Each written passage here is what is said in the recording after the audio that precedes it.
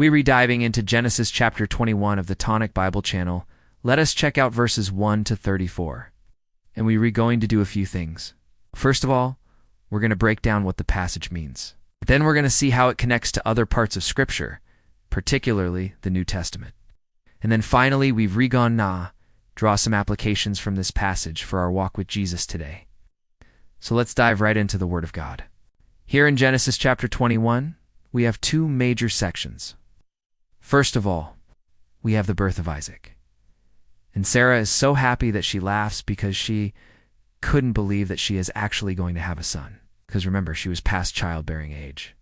And then there's a second section, which is Hagar and Ishmael are sent away. Now, there's a lot of controversy over this passage, because if you read it quickly, it sounds like Abraham. And Sarah were very cruel to Hagar and Ishmael, because they were cast out into the wilderness to die. But if you read the entire passage, you'll see that that's not exactly what happened. We're going to break that down in a minute. Let's look at just a couple of verses in this passage. Verse 6, we read, "And when the boy was weaned, Sarah said to Abraham, 'Cast out the servant girl and her son, for the son of the servant girl does not belong to my offspring.'"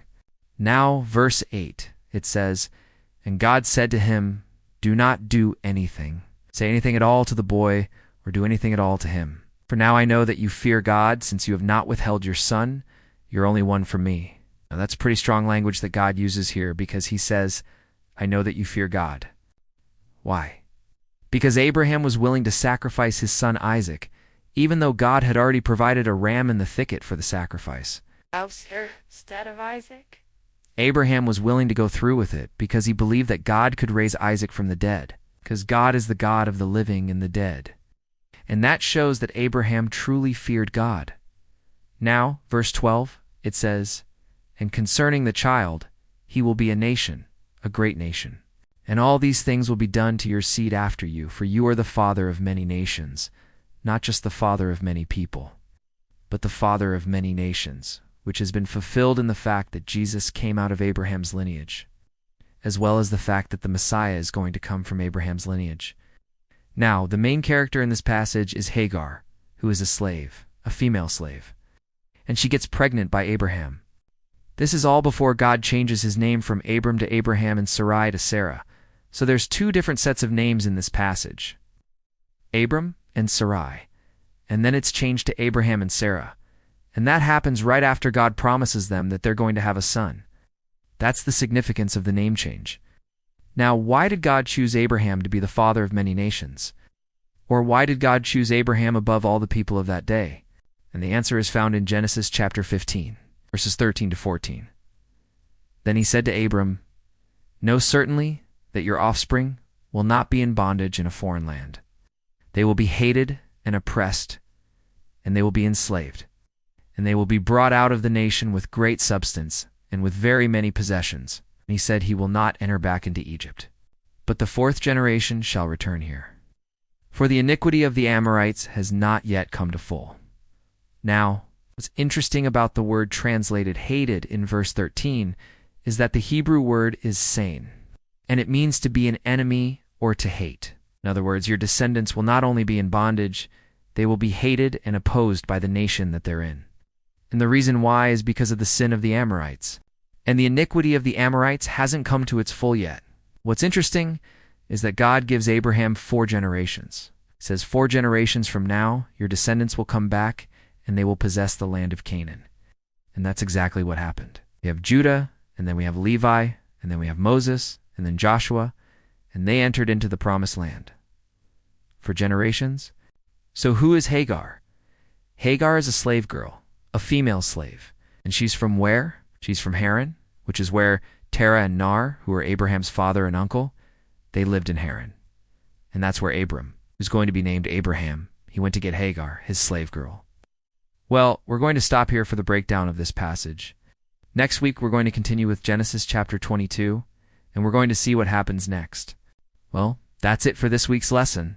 Hope that you enjoyed it. Really want to encourage you to like, share, and subscribe to the Tonic Bible channel. Every Monday and Thursday, we are uploading new videos to help you understand the Word of God. If you have any comments or questions, please post them below. Heavenly Father, we come before you with grateful hearts, reflecting on the deep truths of Genesis chapter 21. You are the God who fulfills every promise in your perfect timing. You are not slow as we count slowness. You are faithful beyond measure. Just as you remembered Sarah and brought life where there was barrenness, we thank you for being the God who brings hope where there was despair, laughter where there were tears, and fulfillment where there was longing. Lord, we praise you for the birth of Isaac, the child of promise. We see in his arrival the power of your covenant and the tenderness of your mercy. May we, too, learn to wait with faith, to trust you even when the years grow long and our strength fades. Help us to remember that no word of yours will ever fail, and nothing is impossible for you. But we also acknowledge the pain within this chapter, the sorrow of separation, tension of broken relationships, and the sending away of Hagar and Ishmael. And yet you were there. You saw Hagar's tears in the wilderness, heard the cry of Ishmael, and you opened her eyes to the well of water, the provision that was already there. God, open our eyes too. When we feel cast out, when we walk through spiritual deserts, when we fear for our children or our future, mind us that you are the God who sees, it's the God who provides, the God who meets us in our need. We ask you to increase our faith like Abraham's, to walk in obedience, even when we don't understand fully. Let our lives bear witness to your goodness. Let our homes be filled with joy like Sarah's laughter. Let our spirits rise in praise to the one who does exceedingly, abundantly above all we can ask or imagine.